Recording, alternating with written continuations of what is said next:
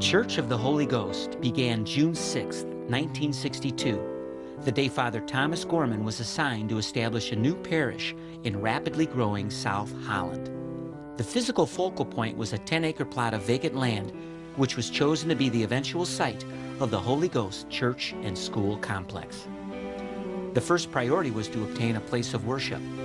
1 month later, in the McKinley School Gymnasium, Father Gorman offered the first Mass with Thomas Dwyer and Frank Ruscio as servers. Soon, daily Masses were being celebrated in the parlor of the tiny farmhouse that served as the rectory. At the same time, the men of the parish began construction on a chapel annex. Work on the exterior was completed before winter set in, and soon the pews were in place. The new chapel was equipped with a Hammond organ through the efforts of the women of the Sanctuary Guild, who, with the cooperation of the congregation, purchased the instrument with S&H green stamps.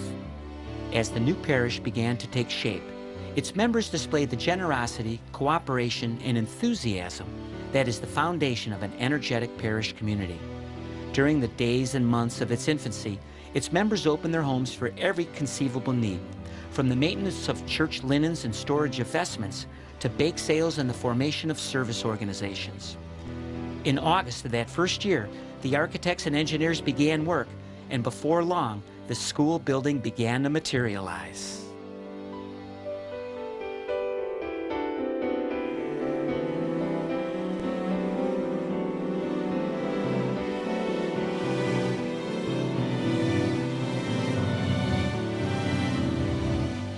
The new school building housed 170 pupils in 1st through 4th grades during its first year, but was built for eventual expansion to 16 classrooms to handle up to 800 students. Completion of the new building was commemorated with the solemn blessing of its cornerstone. Soon, it was announced that the teachers would come from the Sisters of Charity of Mount St. Joseph, Ohio, who also taught at Elizabeth Seton High School. Sister Mary Peter, the first principal, led a faculty that included Sister Constance, Sister Jean Catherine, and Miss Mary Lou Huizenga. The lay members of the faculty accomplished their work with extraordinary dedication and competence. Their efforts imparted a life-shaping positive impact on an entire generation. The first flag to be raised in the court facing the school was the gift of Mr. and Mrs. George Johnson. It was presented to them when their son lost his life in defense of our country.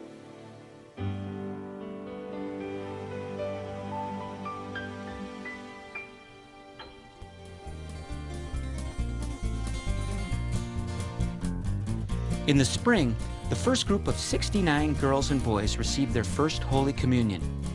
That year also saw the beginning of changes in the liturgy.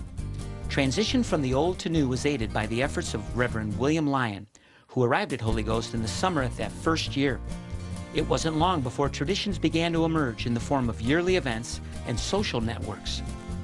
April 1967 marked the first step toward construction of the permanent church.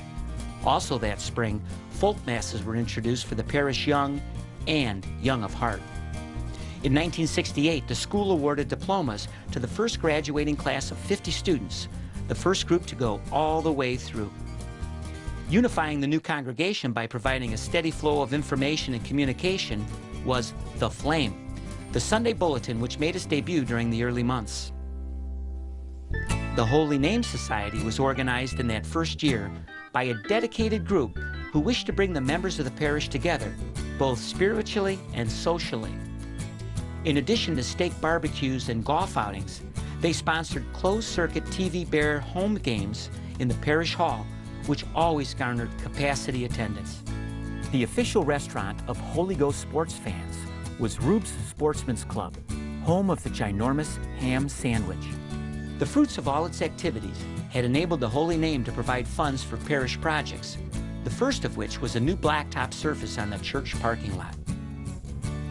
Changes in the liturgy brought with it the need for the congregation to take a more active role in the church service.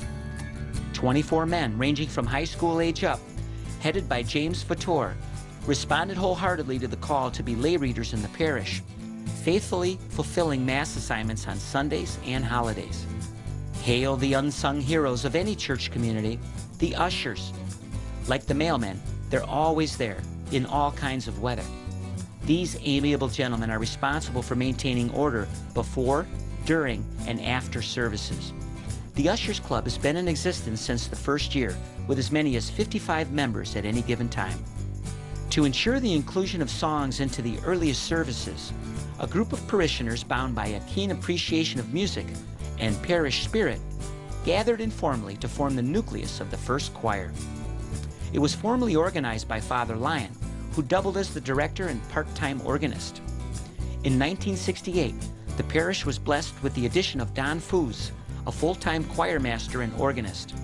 He brought beauty and joy to the Mass with melodic liturgical music, as well as providing a solid foundation for scores of piano and organ students. The church choir's faithful weekly practice, plus the musical expertise of its director, ensured a high standard of excellence. "Together we serve" was the motto of the Holy Ghost Altar Boys. They performed a vital function in the spiritual life of the parish, which was privileged to have 80 students serving under the direction of Father Bonelli. Just as the altar of sacrifice is the focal point in the church, the classroom is the focal point in the school. In the heart of any school unit is the library, which was completely staffed by volunteers and offered 73 records, 185 film strips, and 2,945 books. Each volunteer spent a full day absorbed in mending, shelving, and charging out books, and preparing orders. First and second grade pupils enjoyed a delightful fringe benefit, the Story Hour with Mrs. McDonough. Over the next 8 years, the student body grew from 160 to 650. The Spark was Holy Ghost School's newspaper. Edited and published by the 8th graders, it gave all students the opportunity to contribute stories, poems, jokes, and illustrations, and indirectly kept the parents up to date. Not enough can be said about the many volunteers whose unselfish efforts accomplished a million tasks. In the school office, performing secretarial duties, in the nurse's office, acting as aides on health records and tests, in the library, as room mothers, field trip chaperones, and administering the hot lunch program. These double-duty parents provided volunteer talent that made it possible for the school to flourish. Though not a formal part of the curriculum, the Junior Great Books program was established to further challenge capable students. Through reading and discussion, the participants learned through their leaders to listen, communicate, question, evaluate, and in short, to think broadly. In 1969, a constitution was officially adopted, which gave Holy Ghost Parish its first Board of Education.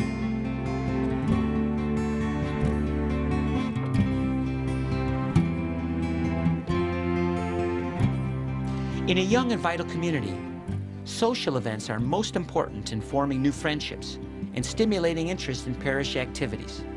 Spirit flourishes in an atmosphere of good fun. In this spirit, the Mr. and Mrs. Club was born. They did not have a firm calendar of events, but when its 100-plus couples planned something, you could be sure it would be fun. Over the years, they had Las Vegas-style fundraisers, candlelight bowling, Chinatown dinner tours, Christmas caroling gatherings, along with St. Patrick's and St. Joseph's Day dances, polka festivals, and country western luau's. The Girl Scouts were organized to inspire those with the highest ideals of character, conduct, patriotism, and service, that they may become happy and resourceful citizens and Christians. They undertook a variety of outdoor and community service activities, which focused mostly on adventure and altruism. Cub Scouts Pack 405 boasted 65 members. They packed up honors as a matter of course. As they worked towards their objectives to build character and promote the spirit of fair play, they worked diligently, but enjoyed annual events that exposed them to a wide variety of outdoor fun and adventure. Similarly, the Boy Scouts of America, Troop 405, were organized with the objective of developing character, citizenship, and physical fitness. To attest to this fact, 15 Scouts qualified in outdoor life and so were able to engage in a week-long trip to the Boundary Waters Wilderness. no small part of the credit is due to a splendid leader, Scoutmaster Walt Stanke. Under his stewardship, the boys of Troop 405 enjoyed numerous exciting expeditions in the Quetico Wilderness in Canada, Camp Awasipi in Michigan, polar bear tent camping in the snow, cave exploring in southern Indiana, overnight backpacking in Wisconsin, and ski trips to Michigan. They engaged in monthly hikes and overnight trips, wherein the older boys led the younger ones and decided on the types of activities to pursue, while the adults monitored and empowered them. There's never been a precise formula for the development and healthy growth of a parish, but one important element is certainly a great sports program. It was brought to life with the appointment of Father Benelli as athletic director. In 1970, a 221-man steering committee elected Bill Maloney president of the Holy Ghost Sports Club. The group immediately embarked upon a campaign to raise the necessary funds, and suddenly the Holy Ghost Phantoms were launched. In the spring of that year, Bill Murphy worked with some of the boys and formed a track team. By early September, 10 dads worked with head coach Sal Savato to develop a football program. At the same time, Fran Quedman was busily at work training a bevy of 18 cute and energetic cheerleaders who bounced in red and white on the sidelines at every game with some of the most contemporary cheers you ever heard. Later that year, Fred LaFerno put together a basketball program, and Marge Burke and Fran Mills did the same for girls volleyball. The strong support of the parents, combined with the tenaciousness of the athletes, put Holy Ghost squarely on the map of highly competitive schools within the region.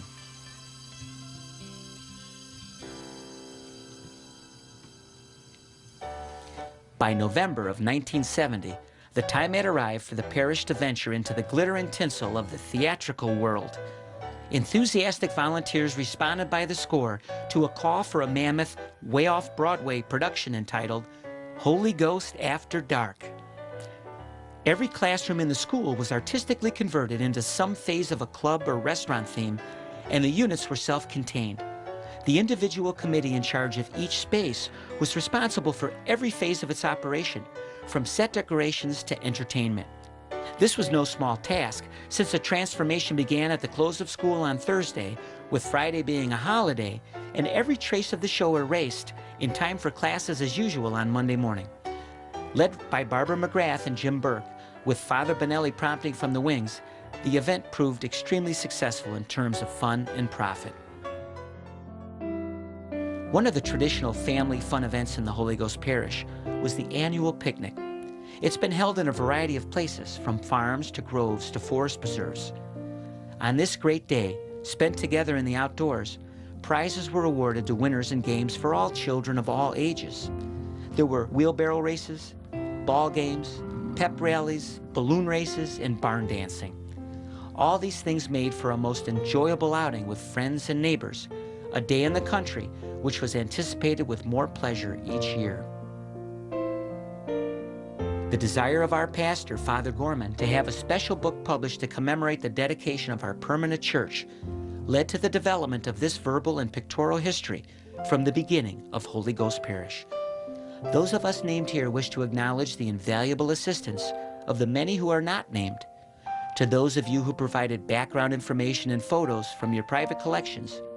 To those of you who worked so hard rounding up advertisers, sponsors, and patrons, we thank you for your help in making this the most comprehensive anthology possible.